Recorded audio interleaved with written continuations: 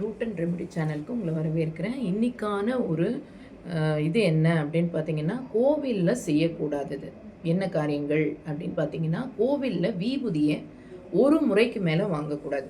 சிவபெருமானின் முன்பு நின்று விபூதிய அப்படியே பூசக்கூடாது. விபூதியை வாங்கி திரும்பி நின்று பூச வேண்டும். விபூதி பூசும் பொழுது விபூதி தரையில் விழக்கூடாது. நெருப்புக்கு முன் நின்று பூசக்கூடாது.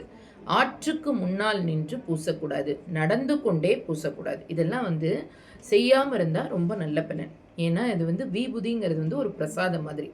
ஸோ அதுக்குரிய மரியாதையை நம்ம கொடுக்கறச்சே அதுக்கான பலனை கடவுள்கிட்டேருந்து நம்ம நிச்சயமாக பெற்றுக்கொள்வோம். அதே மாதிரி இன்னொரு விஷயங்கள் கூட பார்த்திங்கன்னா, நிறைய பேர் என்ன செய்வாங்கன்னா, இந்த விபூதியை வாங்கிட்டு அங்கே இருக்கிற அந்த செவுரில் அந்த பின்னாடியே இருக்கிற அந்த இதில் பெறையில் போட்டு போயிடுவாங்க.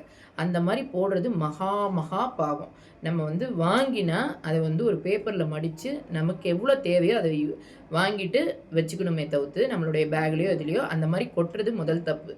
அதை எடுத்து மற்றவங்க பூசுகிறாங்க பார்த்தீங்களா, அவங்களுடைய நெகட்டிவை இவங்க கேரி பண்ணிவிடுவாங்க. யார் கையில் இருந்துமே நம்ம அதாவது அந்த பெறையிலேருந்து எடுத்து நம்மளாக எடுத்து பூசிக்கக்கூடாது.